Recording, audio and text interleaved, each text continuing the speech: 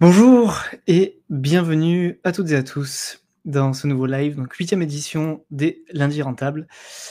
Cette semaine, on va parler, de comment choisir son courtier.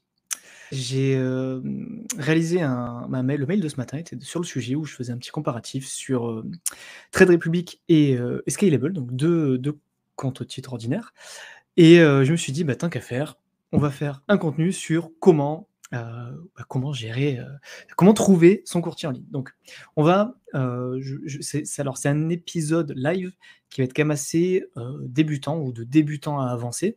Alors ceux qui ont déjà les meilleurs courtiers et tout ça, peut-être vous n'allez pas apprendre grand chose, mais voilà, l'idée est de faire découvrir finalement à tous les gens qui se lancent ou tous ceux qui veulent optimiser leur patrimoine ou leurs invests, comment choisir un courtier en ligne, quels sont les critères à regarder, quels sont les critères rédhibitoires et on va regarder ça sur le PEA, l'assurance vie, le PER et le compte titre ordinaire.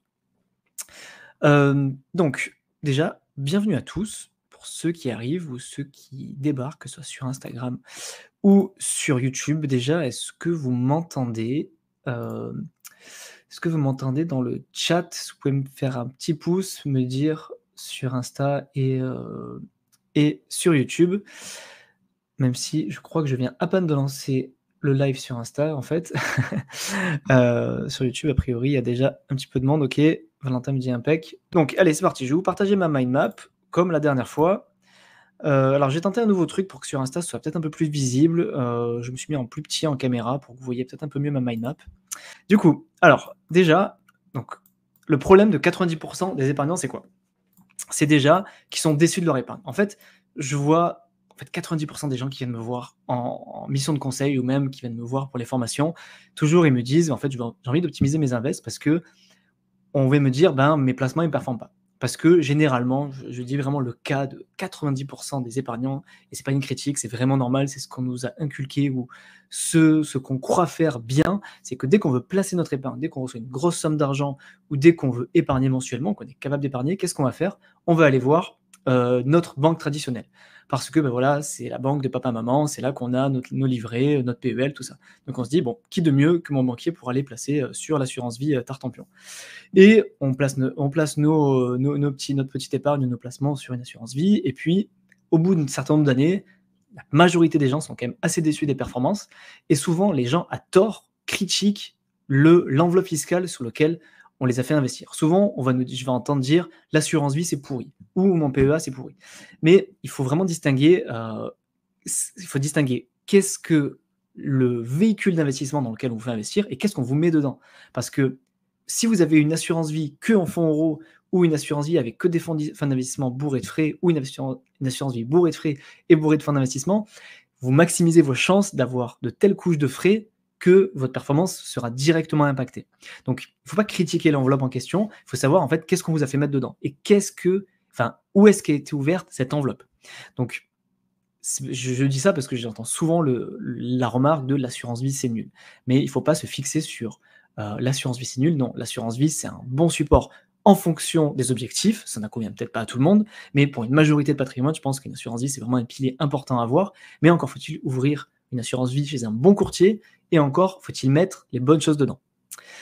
Donc voilà, le problème des 90% des épargnants, c'est ça, c'est qu'on va critiquer la mauvaise chose. Et souvent parce qu'on a choisi un mauvais courtier, donc une mauvaise assurance vie, et aussi parce qu'on met les mauvaises choses dedans. Parce qu'il y a donc trop de frais et on a un mauvais support. Donc la solution, c'est quoi?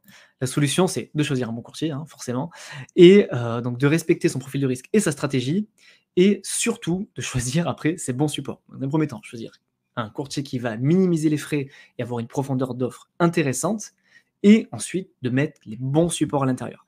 Alors, dans ce live, je ne vais pas forcément parler des supports qui est à l'intérieur parce que voilà, ce sera le sujet d'un autre live, hein, parce que généralement on va parler d'ETF, de CPI, éventuellement de private equity, de choses comme ça. Ça va pas forcément être le thème d'aujourd'hui. Aujourd'hui, on va vraiment parler de comment bien choisir son courtier. Donc concrètement, sur les critères à regarder sur les 3 enveloppes, on va se focus, donc comme j'ai dit, sur le PEA, l'assurance vie et le compte titre ordinaire. Le PER, je vais en parler assez peu parce que pour moi, c'est la même chose que l'assurance vie. C'est-à-dire, je dis souvent que c'est un peu le cousin de l'assurance vie parce que c'est le même concept, c'est-à-dire c'est une enveloppe multi-support, donc on met les mêmes choses dedans, on a généralement les mêmes frais appliqués, on a les mêmes critères à regarder par rapport aux frais et à la profondeur d'offre, ce qui va différer entre le PER et l'assurance vie, c'est l'utilité, hein, c'est-à-dire notamment l'intérêt de défiscalisation sur le PER qu'on n'a pas sur l'assurance vie. Bon, après, je ne vais pas revenir sur les avantages et inconvénients de chacun, mais chaque enveloppe entre l'assurance vie et le PER a son utilité en fonction de son objectif. Mais dans le choix du courtier, quand je parle d'assurance vie, ça peut s'appliquer au PER parce qu'on va regarder généralement les mêmes critères. Donc, quand on va choisir un courtier, quelles sont les 3 solutions concrètement? La première, j'en ai déjà parlé, ça va être d'aller voir la banque traditionnelle. C'est un peu le réflexe qu'on a. Et comme j'ai dit, il y a beaucoup de couches de frais inutiles. On va voir des frais de garde, des frais d'inactivité, des frais sur versement, des frais d'arbitrage. Et c'est des frais qu'on peut tout simplement annuler. Et ces couches de frais accumulées, quand on les enlève, ça a un impact direct sur notre performance à risque équivalent. Et j'insiste sur le à risque équivalent parce que c'est pas parce que vous allez sur un autre courtier, que vous n'allez pas chez votre banque traditionnelle, que vous allez prendre plus de risques. Dans tous les cas, vous allez avoir un profil de risque calculé et c'est juste que vous aurez tout simplement moins de frais. Donc, première solution, vous avez bien compris, je ne le recommande pas forcément. La deuxième solution, ça va être d'aller voir une banque en ligne. C'est meilleur en frais, on a beaucoup moins de frais, mais ce n'est pas forcément les meilleurs parce qu'ils ne sont pas spécialisés. Et il faut quand même vérifier les supports parce que généralement, on n'a pas aussi une profondeur d'offre aussi importante qu'on aura sur la troisième option qui va être donc du coup les courtiers spécialisés. Donc les courtiers spécialisés, ils sont spécialisés là-dedans, un courtier spécialisé en assurance vie ou en PEA ou en compte titre, c'est vraiment leur spécialité, donc forcément ils ont les frais au minimum et ils ont une profondeur d'offre vraiment intéressante. Donc ça va être clairement ça qu'on va privilégier quand on va choisir un courtier. Et on va focus maintenant sur chacune des 3 enveloppes, donc les plus connues, PEA, assurance vie et compte titre. Ok, donc sur le PEA, comment choisir son PEA? Donc déjà, je vais vous dire quels sont les critères inutiles, contrairement aux autres choses. C'est déjà de regarder la profondeur d'offre, parce que généralement, quand on a un support, donc un ETF ou une action qui est éligible au PEA, la majorité des courtiers va le rendre éligible, parce que la majorité des courtiers va rendre disponible finalement tous les supports éligibles au PEA. Donc, ce n'est pas un critère très important de regarder la profondeur d'offre d'un courtier en PEA. Donc celui-là, vous pouvez l'enlever, alors que vous allez voir que sur les 2 autres, c'est un critère vraiment très important. Les 2 critères majeurs quand on va choisir un PEA, ça va être de regarder les frais. Donc voilà, très important de regarder les frais. Alors, quand je parle des frais sur un PEA, vu qu'on va se diriger vers des courtiers spécialisés, on va dire les critères de no-go sur les frais, ça va être dès que vous allez voir des frais d'inactivité ou des frais de garde, ça vous pouvez tout de suite oublier, ne pas choisir ce courtier-là parce que ça va être des frais inutiles qui vont être pris. Et en passant sur un courtier en ligne, même sur une banque en ligne, comme Boursorama ou Fortuneo, vous n'allez pas avoir ces frais. Regardez qu'il y ait uniquement des frais de courtage qui sont appliqués, parce que ça c'est obligatoire, je ne connais aucun PEA qui n'applique pas de frais de courtage. Donc un frais de courtage, pour info, c'est les frais quand on passe un ordre. Par exemple, vous avez 200 €, vous achetez 200 € d'un ETF Monde, vous allez avoir 1 € de frais qui sont les frais de courtage. Et généralement, les frais ils sont dégressifs en fonction des montants investis. Donc plus vous passez des ordres importants, plus vos frais vont diminuer. Et l'autre critère qui me paraît important sur le PEA, c'est de regarder l'expérience client. En fonction du courtier choisi, on va avoir une expérience client différente. Quand je parle d'expérience client, je parle surtout d'ergonomie de la plateforme, de la simplicité de la plateforme, parce qu'en fonction du courtier choisi, on peut être un petit peu déçu. Et vous allez comprendre tout de suite quand je vais vous présenter mon top 3 des PEA qui existent aujourd'hui. Donc grossièrement, les 3 courtiers en PEA qui sortent du lot, ça va être Bourse Direct qui ont les frais les plus faibles aujourd'hui, mais qui ont une expérience client pas géniale pour être honnête. Parce que leur interface, elle est un petit peu vieillotte, elle n'est pas super géniale, mais en revanche, ils ont les frais les moins chers aujourd'hui du marché, sur les PEA en tout cas. Ensuite, Fortuneo arrive souvent en numéro 2, un des courtiers PEA préférés. L'ergonomie est plus sympa que sur Bourse Direct, les frais sont un peu plus élevés, mais restent contenus par rapport aux autres PEA. Et Boursorama sont généralement équivalents avec Fortuneo. Donc grossièrement, si vous êtes déjà chez Fortuneo et Boursorama, ça peut être intéressant de rester chez eux pour votre PEA. Si vous êtes sur aucun des deux, ça peut être intéressant de passer chez Bourse Direct, même si bien sûr il faut que vous vérifiez que l'interface vous convient et que ce ne soit pas trop complexe pour vous. Ensuite, je vous ai mis bientôt disrupté parce que ça fait quelques années qu'on entend des courtiers, donc plutôt compte titres ordinaires, des brokers en ligne de compte titres ordinaires, qui annoncent qu'ils vont sortir un PEA prochainement. Je pense à DeGiro, notamment, qu'il a annoncé depuis 2015 ou 2017, je ne sais pas, ça fait très longtemps qu'ils annoncent ça, ils n'ont jamais sorti aujourd'hui. Donc, peut-être qu'un jour ils vont le sortir. Et il y a aussi Trade Republic qui en parle aussi, hein, qui est un des courtiers de compte titres ordinaires, qui est un des plus connus aujourd'hui, et qui l'annonce aussi depuis quelques temps. Alors ils n'ont pas donné de date, ils reportent pas mal d'échéances, mais voilà, ceux qui écoutent le podcast ont pu écouter mon épisode avec Vincent la semaine dernière, qui nous a annoncé que voilà, c'était dans les starting blocks, ça devrait arriver cette année. Il n'a pas voulu s'engager sur des dates, mais a priori ça devrait arriver.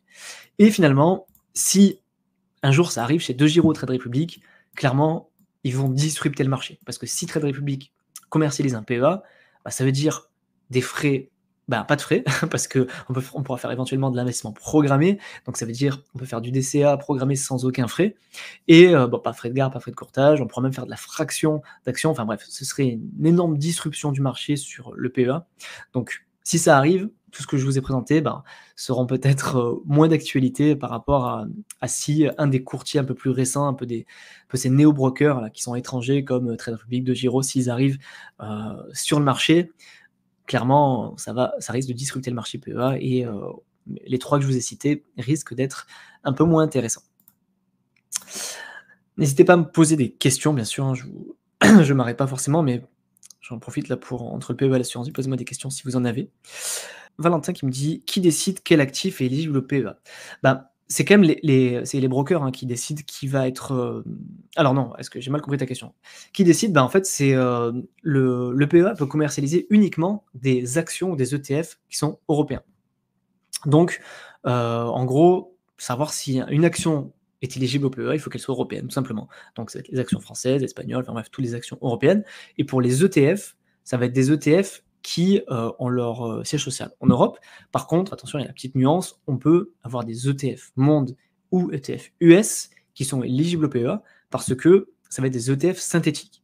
Alors, je ne vais pas forcément rentrer dans le détail sur ce sujet-là, mais c'est quand même possible d'avoir des ETF qui ne suivent pas des indices européens, mais qui sont éligibles au PEA grâce aux ETF synthétiques. Alors, Antoine me dit: les frais de courtage sont limités à 0,5% selon la loi. J'ai lu qu'il y avait des frais de retrait de 6 € sur Bourse Direct à du PEA chez Trade Republic. Alors, sur les frais de retrait, je pense que tu parles du fait que quand tu retires les frais de la plateforme. Alors, je ne suis pas certain de ça, hein. Moi, je n'ai jamais lu ça. Alors, pour être honnête, sur Bourse Direct, moi, je n'ai jamais retiré encore, hein, parce que voilà, pour l'instant, je capitalise. Mais ça me paraît étonnant qu'il y ait des frais de retrait de 6 €. Je vérifierai, mais moi, je n'ai pas vu ça. Mais bon, du coup, tu me mets la puce à l'oreille, j'irai checker. Les frais de courtage sont limités à 0,5%. Je ne suis pas sûr, hein, Antoine, parce que là, il y a beaucoup qui facturent quand même, je pense, des frais plus importants. À vérifier quand même aussi sur le PEA, mais je ne suis pas certain que ce soit exact. À checker. Ok.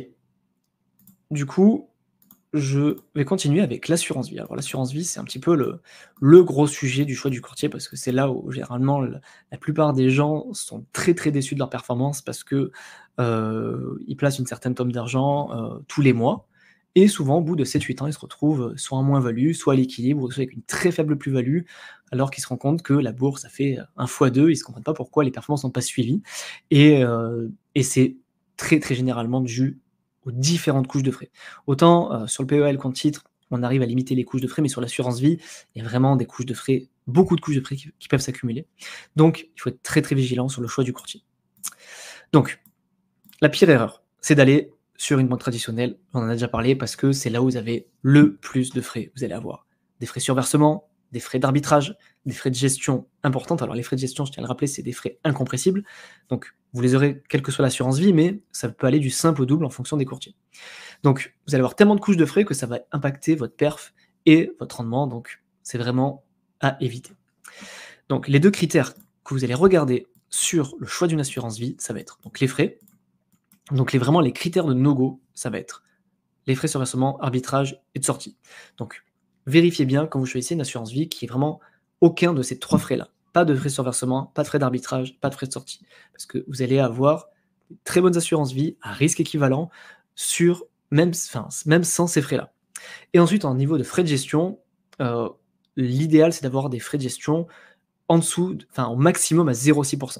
Parce qu'aujourd'hui, les meilleures assurances vie proposent des frais de gestion à 0,5 ou 0,6. Donc vous pouvez très aisément trouver des assurances vie avec 0,5 ou 0,6% de frais de gestion et aucun frais de versement, arbitrage ou de sortie. Et alors, je tiens aussi à préciser un truc avant que j'oublie, en termes de sécurité sur votre assurance vie, parce que je sais qu'il y en a certains qui me disent: «Oui, mais est-ce que c'est safe d'aller sur un courtier en ligne, tout ça?» Alors, sachez que quelle que soit votre assurance vie, en fait, le courtier, c'est juste un distributeur de l'assurance vie. Votre argent, il sera pas sur le courtier, il sera chez l'assureur et les assureurs, ce seront des grosses entités financières. Ce sera, Crédit Mutuel, ce sera le Crédit Agricole, ce sera la Société Générale, ce sera des assureurs de ce type qui seront derrière. Donc, quel que soit si vous passez par votre banque traditionnelle, une banque en ligne ou un courtier spécialisé, derrière, ce sera toujours le même, ce sera l'assureur. Et la seule différence, c'est que le courtier spécialisé, il a négocié des frais au rabais qui vous permet finalement de profiter des frais très faibles pour maximiser finalement votre performance. Et en plus de ça, quel que soit aussi le courtier que vous choisissez, en fait, la loi permet en fait que chaque assurance vie soit garantie à hauteur de 70 000 € par le fonds de garantie des dépôts. Donc, dites-vous que jusqu'à 70 000 €, si l'assureur fait faillite, quel qu'il soit, vous êtes protégé jusqu'à 70 000 €. Donc c'est pour ça qu'il y a souvent ce conseil qui est donné d'avoir plusieurs assurances vie, parce que si on veut vraiment être tranquille et dormir sur ses deux oreilles et être safe, on peut se dire, on peut placer jusqu'à 70 000 € par assurance vie, au moins on profite à fond de cette garantie de dépôt, enfin, cette protection de garantie de dépôt. Et donc le deuxième critère, ça va être de regarder la profondeur de l'offre sur l'assurance vie. Donc, dans l'idéal, un maximum d'ETF, parce que c'est souvent ce qui est opposé un peu au fonds d'investissement et pour limiter les frais. Si vous voulez faire de la SCPI, regardez des assurances vie qui reversent 100% des loyers en SCPI, et il y en a très très peu, à ma connaissance, il n'y en a que 3 qui reversent 100% des loyers aujourd'hui en SCPI. Donc regardez, bien sûr si ça vous intéresse, regardez qu'il y ait des SCPI, un maximum de SCPI, et qui reversent 100% des loyers. Dans l'idéal, des fonds de private equity, et ou encore des fonds datés. Alors j'ai mis en ce moment parce que c'est clairement le fait que les obligations redeviennent intéressantes, que les fonds datés peuvent être intéressants sur des assurances vie. Hello Thomas, je reprends un petit peu, voir si j'ai pas raté de questions. Je confirme sur PEA, les frais ou l'achat ou à la vente sont limités à 0,4%, à 0,5. Ok, merci Eric de la confirmation. Ce qui n'est pas clairement dit par Bourse Banque, par exemple. En fait, c'est pas clairement dit, je crois que c'est clairement dit par pas grand monde, en fait. Parce que, tu vois, moi, j'avais vu cette notion-là, par exemple, sur Bourse Direct, je vois que, sur les...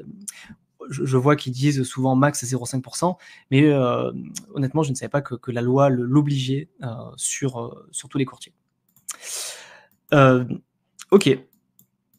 Ensuite, je vais vous donner aussi un petit indice. Alors maintenant que je vais donner les deux critères plus importants, qui sont les frais et la profondeur d'offre pour choisir son assurance vie, je vais aussi vous donner les indices pour repérer les bonnes et les mauvaises assurances vie. C'est un truc que j'ai repéré à force de faire mes recherches, à force de comparer, et surtout à force d'accompagner des clients qui me donnent leur contrat d'assurance vie et sur lesquels généralement je vais faire un tour pour regarder les frais, tout ça. Et j'ai remarqué un truc, c'est que quand l'assurance vie est pas top, il y a des choses qui sont mises en avant. Les mauvaises vont souvent mettre en avant l'avantage fiscal.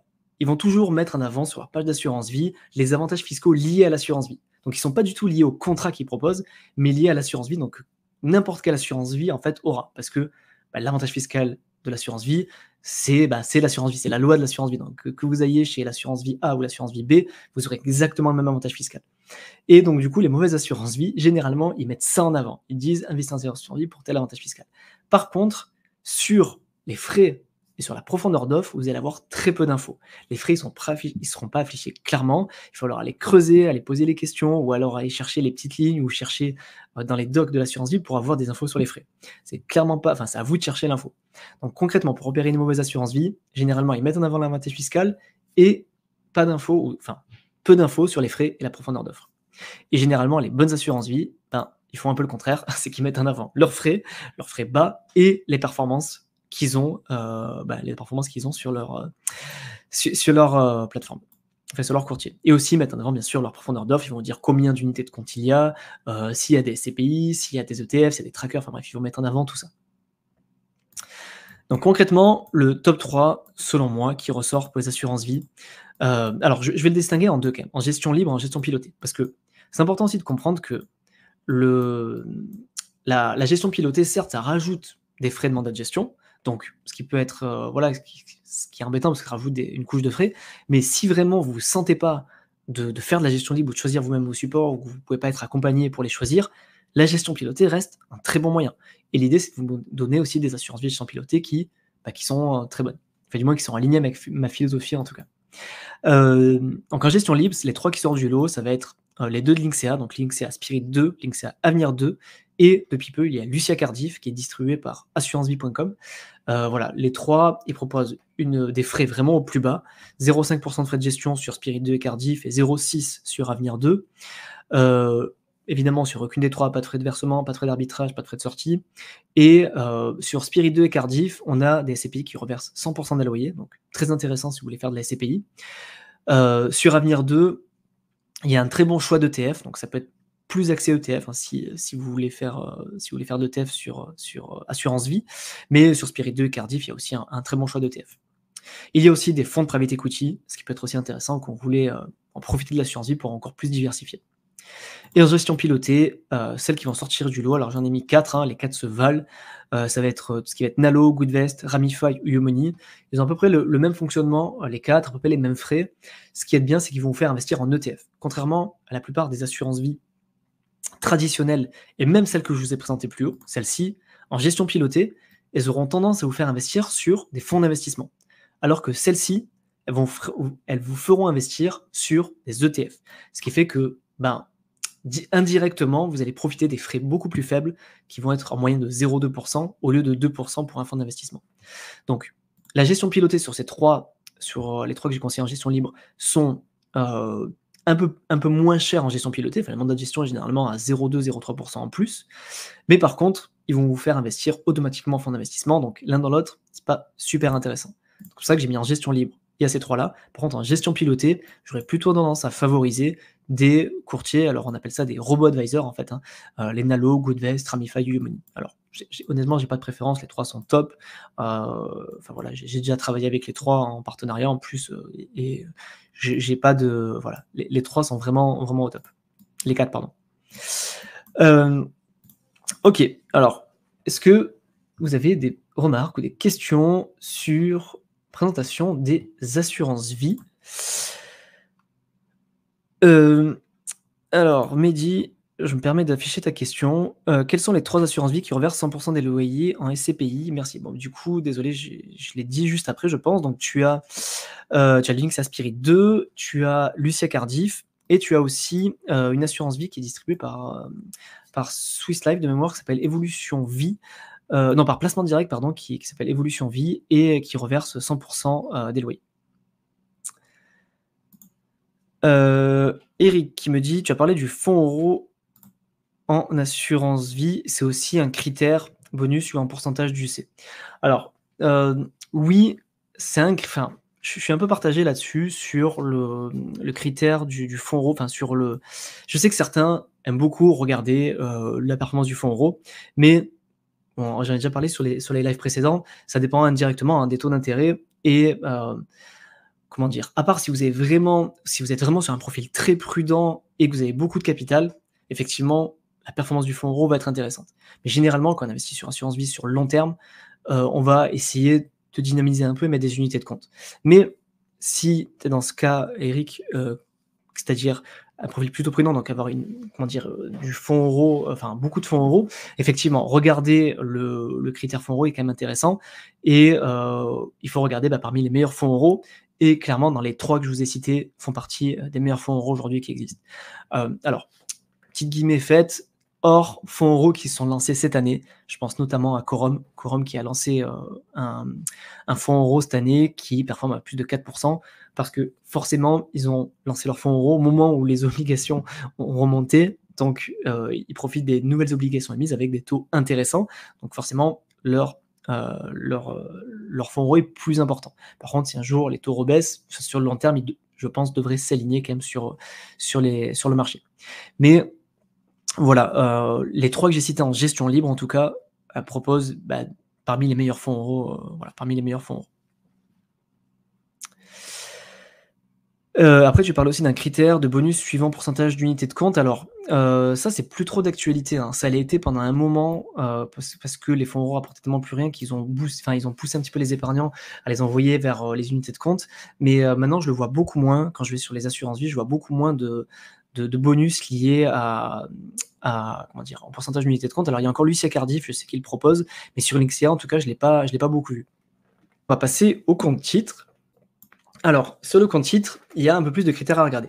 Parce que là, il y a à manger et à boire, clairement, sur le compte titre, parce que autant sur le PEA et l'assurance vie, on était sur des brokers, des courtiers qui étaient réglementés en France. C'est-à-dire, le PEA, c'est un support français, l'assurance vie aussi, donc forcément, on est obligé d'aller sur des courtiers français. Donc, sur le côté régulation, sécurité des fonds, c'est tout pareil, c'est 70 000 euros de garantie par le fonds de garantie des dépôts et les assureurs qui sont derrière, ils sont solides, donc il n'y a pas trop de problèmes de régulation. Par contre, sur le compte titre, généralement, les meilleurs comptes titres, ça va être des comptes titres étrangers. Donc ça va impliquer de regarder plus de critères, parce qu'on aura un problème de fiscalité, parce que du coup, est-ce que le courtier va vous mâcher le travail pour la fiscalité, oui ou non? Parce que si vous mâche pas le travail, ça va vous demander un paquet de travail pour savoir dans quelle case remplir quelle plus-value. Il peut avoir un problème de régulation parce que si, le courtier est régulé, à Chypre ou dans les îles Caïmans, on peut comprendre qu'on est, voilà, ça rassure un petit peu moins en cas de faillite ou voilà, même en termes de régulation de la plateforme. Et aussi, il y a une question qui peut se poser, c'est est-ce que vous êtes propriétaire de vos titres? Ce qui est une pratique courante finalement sur des néo-courtiers. Donc c'est ce que je vous ai mis donc un peu plus de critères à regarder. Donc comme d'habitude, profondeur d'offre et frais, donc ça c'est vraiment les critères communs, quelle que soit l'enveloppe que vous souhaitez. Regardez voilà, la sécurité des fonds, regardez la régulation, par quelle entité c'est régulé, dans quel pays est domicilié le courtier. Donc moi, je préfère, à titre perso, avoir des courtiers qui sont régulés en Union européenne, avec des régulateurs connus et qui me paraissent safe. Donc, je pense notamment à des pays comme la France, l'Allemagne, l'Italie, l'Espagne, éventuellement le Royaume-Uni. Mais dès que ça commence dans des pays un petit peu plus exotiques, comme des pays de l'Est ou des pays avec des paradis fiscaux, j'ai plus tendance à me méfier. Alors, je n'ai rien contre ces pays-là, mais je dis juste que c'est quelque chose qui doit être pris en compte quand même vous, quand vous choisissez quand même où vous placez votre argent. Parce que avoir des frais faibles, c'est bien, mais si c'est pour pas pouvoir récupérer vos fonds ou si le courtier fait faillite, que ce soit qu'il faut traiter avec un service client qui est à l'autre bout du monde, ça peut être pas très rassurant. Et un autre critère que je vous disais, c'est la déclaration fiscale. Parce que sur le PEA à l'assurance vie, c'est pas un sujet parce que c'est automatiquement renseigné. Enfin, le courtier, il communique directement auprès de l'administration fiscale. Donc c'est vraiment simple. Sur un compte titre, c'est à vous de le faire tous les ans. Et en plus, le compte titre, c'est pas une enveloppe fiscale. C'est-à-dire qu'à chaque vente, à chaque plus-value actée, à chaque dividende reçu, vous devez le déclarer aux impôts.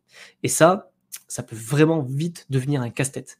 Je l'ai payé à mes frais quand j'étais sur d'autres courtiers justement que je recommande plus forcément aujourd'hui, et où voilà, je me prenais vraiment la tête. Je passais des heures et des heures tous les ans à déchiffrer, finalement mon rapport d'activité et qui était compliqué. Donc ça peut être aussi un critère très important d'avoir ce qu'on appelle un IFU, donc un imprimé fiscal unique qui permet, voilà, de nous faciliter la tâche au moment de la déclaration d'impôt. Et le dernier critère, c'est de vérifier que vous êtes bien propriétaire des titres. Parce que beaucoup de néo-courtiers qui proposent voilà, qui sont des courtiers un peu sans commission, mettent pas forcément en avant ça, c'est-à-dire que les titres ne vous appartiennent pas. Donc ça veut dire que si demain vous voulez transférer vos titres sans forcément devoir vendre et racheter, donc transférer vos titres sur un autre compte titre, vous n'allez pas pouvoir parce que les titres ne vous appartiennent pas. Et si le courtier fait faillite aussi, il faut voir où va votre argent. Et les critères bonus qu'on peut regarder, qui est un petit peu mis à la mode ces derniers temps, c'est regarder si le courtier propose de l'investissement programmé, donc il permet finalement d'automatiser votre investissement et d'être encore plus passif sur vos invests, et de regarder si les liquidités sont rémunérées. Alors ça aussi c'est récent parce que c'est dû à la récente remontée des taux. Ça va pas forcément durer si les taux rebaissent, mais ça peut être intéressant aussi d'avoir ces liquidités rémunérées, si si vous avez de l'argent qui ne travaille pas ou que vous avez rempli vos livrets par exemple. OK, ensuite sur les 4 meilleurs, qui sortent du lot, selon moi, sur les grands titres, j'en ai déjà parlé, ça a été un peu le sujet du mail de ce matin, c'était Trade Republic. Donc ça, voilà, j'ai interviewé le directeur France la semaine dernière, donc j'ai plus forcément à vous le présenter. Scalable, alors Scalable, j'ai voulu les mettre en avant parce que finalement, c'est un peu les cousins Trade Republic. Ils sont allemands aussi et ils sont, enfin, ils ont vraiment, voilà, une offre tarifaire très, très similaire. Ils sont à 1 €, enfin 99 centimes par ordre de vente, quel que soit le montant, et on peut faire de l'investissement programmé gratuit, comme Trade Republic. Ils ont une interface épurée, enfin, c'est régulé par la BaFin en Allemagne. Il y a vraiment, ils cochent quasiment toutes les mêmes cases. Donc, j'ai vraiment voulu mettre en avant pour vous faire découvrir si vous ne connaissez pas, parce que voilà, je suis pas marié non plus à Trade Republic, hein, je les adore, mais c'est pas que eux, je voulais vous présenter quand même un autre courtier qui est vraiment intéressant. Ensuite, tu as DEGIRO, qui est aussi intéressant, qui est quand même un peu plus cher que Scalable Trade Republic. On ne peut pas faire d'investissement programmé, mais c'est un très bon courtier en ligne aussi, qui est voilà, régulé en Hollande. Et aussi, je voulais aussi vous parler de Interactive Broker. Alors, celui-là, je vais être très honnête avec vous, je ne l'ai jamais testé. Autant Trade Republic, Scalable, DEGIRO, je l'ai testé les trois. Interactive Broker, je ne l'ai pas testé, mais je sais que c'est un des courtiers qui est très apprécié, mais plus par les profils un peu avancés ou ceux qui font du stock picking. Parce que l'expérience client et l'interface n'est pas forcément très friendly, mais ils ont des frais vraiment, vraiment très bas et surtout une profondeur d'offre immense, bien, bien plus intéressante que les trois cités ici. Mais voilà, on ne peut pas faire d'investissement programmé, enfin, c'est pas le même objectif qu'on investit sur Interactive Broker. Ça va être plutôt qu'on va faire voilà, du stock picking, créer un portefeuille long terme en stock picking, sur lequel on va être peut-être un petit peu plus actif. Mais voilà, ça permet de minimiser les frais et surtout ça permet d'aller aussi chercher peut-être des actions que vous ne trouverez pas ailleurs. Donc, c'est pour ça que je dis que c'est plus pour les profils avancés. Mais voilà, ce sont les 4 qui sortent du lot selon moi en compte titre ordinaire et qui respectent voilà, les critères que je vous ai cités précédemment. Ok, alors, Valentin qui me dit pour les CTO, il y a très peu de frais. On entend qu'ils se rémunèrent par le spread. Kezako. Oui, exactement. Ils se rémunèrent par le spread. En fait, le spread, ça va être la différence. En fait, si tu veux, tu vas toujours avoir, quand tu vas passer des ordres, tu as toujours un carnet d'ordre, hein, un carnet de commandes, hein, des ordres de vente et des ordres d'achat, et tu as ce qu'on appelle des market makers. Et les market makers, c'est eux qui vont assurer la liquidité. Et eux, ils vont se prendre un tout petit pourcentage sur ce que tu vas payer. Par exemple, si ton ordre, tu l'as mis à 100, ben eux, ils vont le vendre à 100,1, alors j'exagère évidemment, et ils vont se prendre ce 0,1, et c'est comme ça qu'ils vont se rémunérer. Et en fait, les market makers vont reverser une petite partie au courtier, ils vont repartir une petite partie du spread. Donc la spread, c'est vraiment la mini différence qu'il y a entre l'ordre que tu as passé et l'ordre auquel il est réellement exécuté. Donc c'est vraiment des centimes, hein, c'est vraiment très très faible, mais c'est ça qu'on appelle le spread. Et du coup, les courtiers, donc, qui sont dits sans commission, comme Trade Republic, Scalable, hein, tout ce que j'ai présenté, sont tous rémunérés par le spread. Alors ça vaut pour n'importe quel courtier, hein, que ce soit PEA, Assurance Vie, enfin, ils ont tous une rémunération par le spread.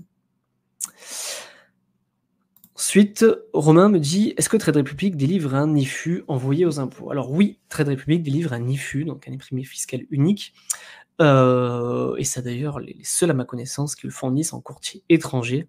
Je crois que Scalable, ils sont sur le sujet, mais voilà, Trade Republic en tout cas le fournissent, et c'est vraiment pratique, hein. Ils vous mettent vraiment quelle case il y a rempli. Ils vont mettre D2C égale tel montant que tu as eu en plus-value, l'autre case liée aux dividendes, ils vont dire c'est tel truc, le crédit d'impôt que tu as sur les dividendes que tu as reçus, sur lequel il y a un prélèvement à la source, c'est tel montant. Donc c'est vraiment, ils vous mâchent vraiment le travail, donc ça c'est vraiment quelque chose qui est très très appréciable par Trade Republic. Par contre, il n'est pas envoyé aux impôts, il n'est pas envoyé directement aux impôts, il vous l'envoie à vous, et c'est à vous après de renseigner votre déclaration fiscale. Donc ça demande quand même un travail, hein. C'est pour ça que le compte titre, il faut le savoir, ça demande quand même un travail supplémentaire. En plus du fait que, bien sûr, il faut déclarer vos courtiers étrangers aux impôts avec le formulaire 3916. Et voilà, c'est une obligation légale, hein, sinon c'est 1 500 € d'amende par l'administration fiscale. Donc c'est important de le faire, surtout vos courtiers en ligne.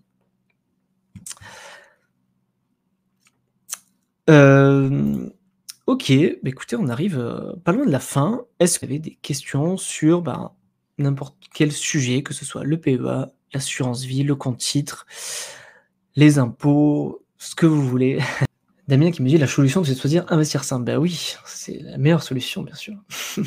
Mais bon, en ce moment, il n'y a plus trop de dispo, hein, ceux qui sont intéressés le savent. Malheureusement, il y a une liste d'attente.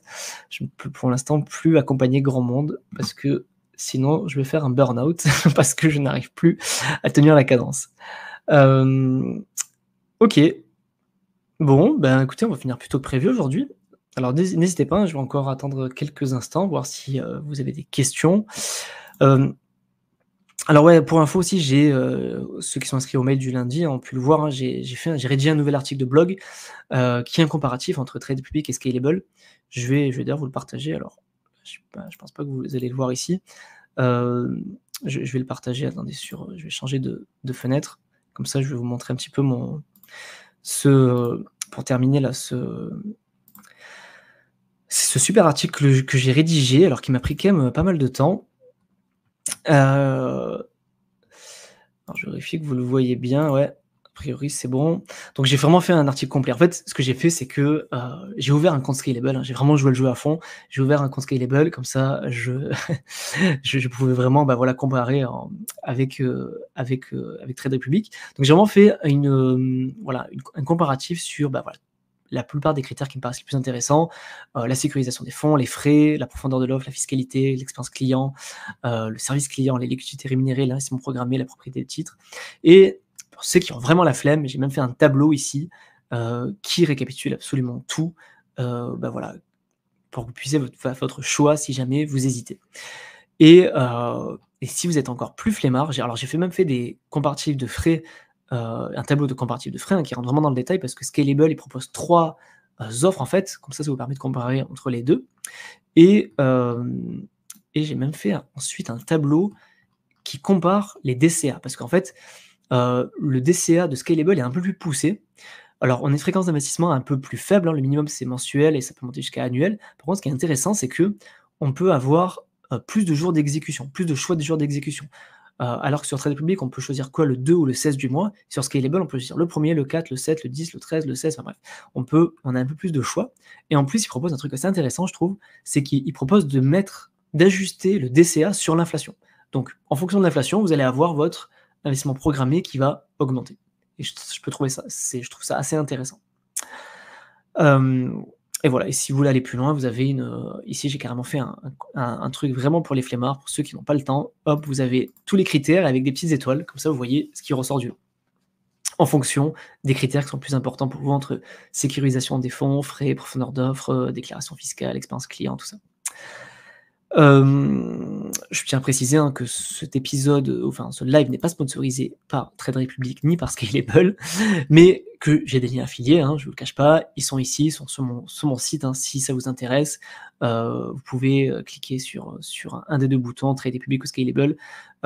C'est un lien affilié, c'est-à-dire que vous aurez le droit à un bonus, qui varie en fonction des périodes. Donc je ne vais pas forcément dire les montants parce que si vous écoutez cet épisode, dans un an, ce sera plus d'actualité, mais vous allez avoir un bonus et je toucherai la même somme que vous, en bonus si vous passez par mon lien. Ça peut être votre façon de me remercier si vous appréciez le contenu que je propose.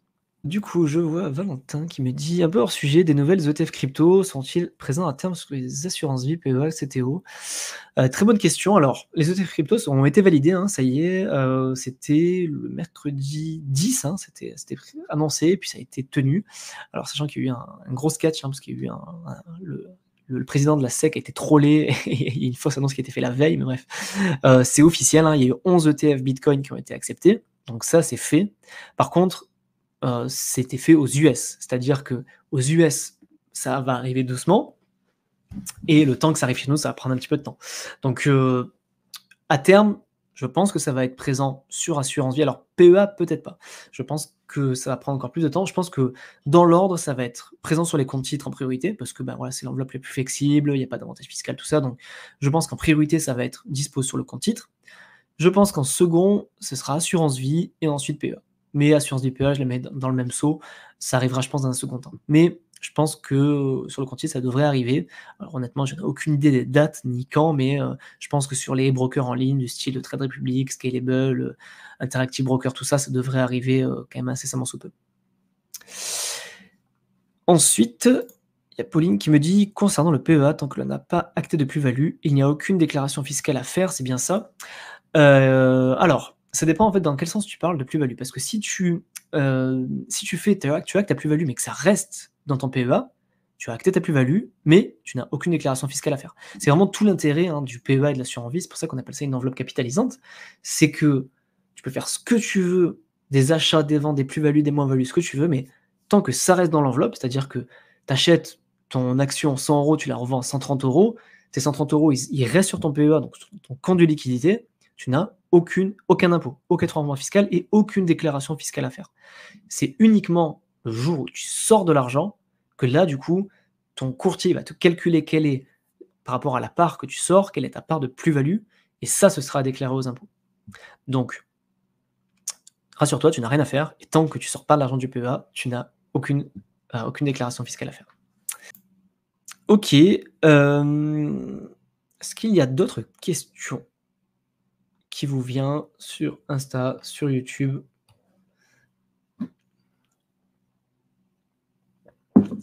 Bon, pour info, pour les, donc je sais pas si pour ceux qui suivent le podcast, j'ai tenté une nouvelle expérience là, hier, et bah, voilà, c'est un épisode qui est sur une analyse de patrimoine, un abonné sur lequel j'analyse le patrimoine en direct. Et alors j'ai eu déjà de bons retours, j'ai déjà eu pas mal de messages, en privé qui m'ont dit qu'ils ont bien apprécié le format. Alors ça tombe bien parce que je comptais le refaire, mais du coup plus le faire sur les sessions live. Parce que finalement, je me dis que ça peut être intéressant d'interagir aussi avec les gens qui sont là souvent, et ça tombe bien, je vois que c'est les 2 qui ont laissé un commentaire, ce sont les prochains à passer à la casserole. Donc et voilà, l'objectif ça va être de vous partager leur patrimoine, et voilà, pour discuter de tout ça, et pour, essayer de vous identifier à tout ça, et vous donner, voilà, vous inspirer, vous donner des astuces pour, voilà, voir si vous pouvez vous inspirer de tout ça. Si je ne vois rien de plus, je vais arrêter le live ici, et vous remercier pour votre attention. Donc comme prévu, donc voilà, comme je vous dis, sur les prochains lives, je vais faire des analyses de patrimoine, à voir si ça vous plaît, si ça vous convient. Et du coup, ce qui va être cool, c'est que du coup, il y aura la personne qui aura le patrimoine analysé, qui sera en live aussi, avec qui je pourrai interagir. Donc il y aura une autre personne avec moi, donc c'est ça qui sera aussi cool. Donc merci à toutes et à tous, merci à vous, et écoutez, je vous souhaite une très bonne soirée, et je vous dis à lundi prochain pour un nouveau live. Ciao, ciao!